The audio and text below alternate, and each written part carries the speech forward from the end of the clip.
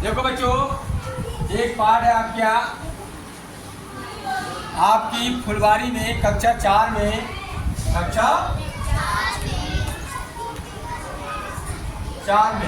राजा हरिश्चंद्र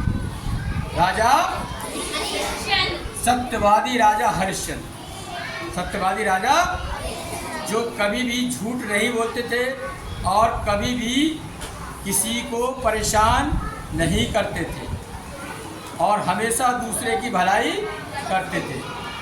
उनमें 3 गुण कूट के भरे हुए थे। 3 गुण कूट के भरे हुए थे। कौन कौन से थे? देखो ये लिखा है राजा हरिश्चंद्र। क्या लिखा है?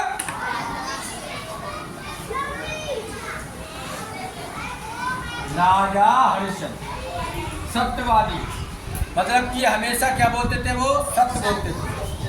लिखे नहीं, बाद में लिखना। दानवीर, कैसे थे?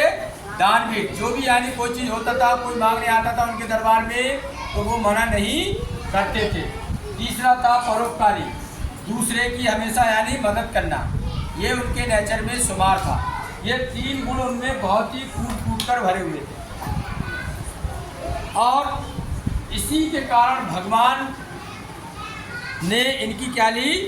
इंद्र ने परीक्षा ली, यानी परीक्षा, और उस परीक्षा को ये पास भी कर चुके थे।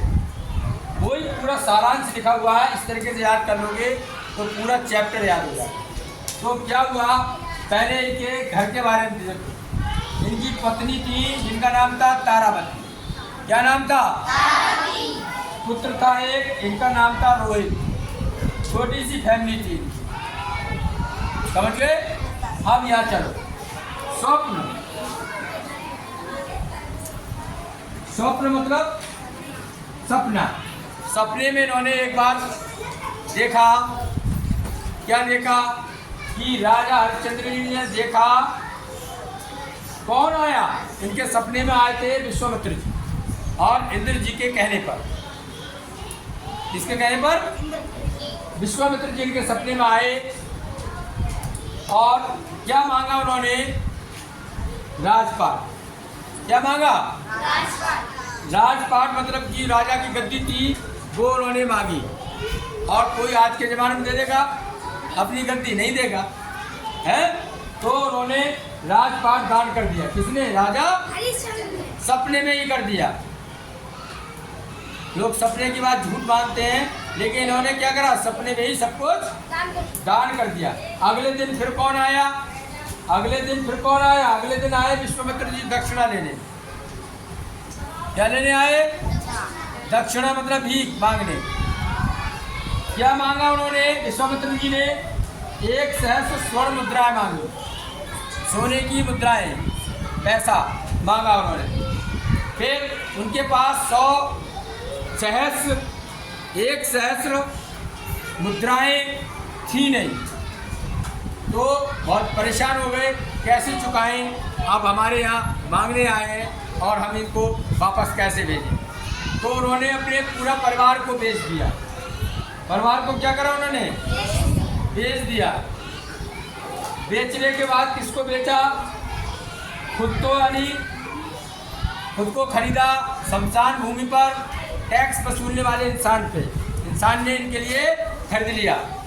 और पत्नी को इनकी पत्नी को खरीदा, बेटे को खरीद लिया एक ब्राह्मण ने, जिसके यहाँ झाड़ू पोछा जो भी होता था काम डेली के वो करने लगी इनकी पत्नी तारामती, और पुत्र यानी एक जगह चले गए और ये शमशान भूमि पर दाह संस्कार करने के लिए जो भी मुर्दे आते थे उनसे पैसे लेते थे और अपने मालिक को देते थे। फिर एक बार क्या हुआ, रोहित के लिए सांप ने काट लिया। किसने काट लिया? सांप ने। अब तारामती बहुत परेशान थी कि इसके दाह संस्कार के लिए उनके पास पैसे नहीं थे, क्योंकि सारी चीज़ तो यानी बिक चुकी थी, खुद ही बिकी हुई थी, दूसरे की दासी बन गई थी। तो अब उनके दिमाग में आया मैं क्या करूं। अब शमशान भूमि में जब ले गए तो राजा हरिश्चंद्र वहाँ पर कर वसूल रहे थे, उनके जो पति थे। कौन थे उनके पति थे, वो यानी कर वसूल लेते।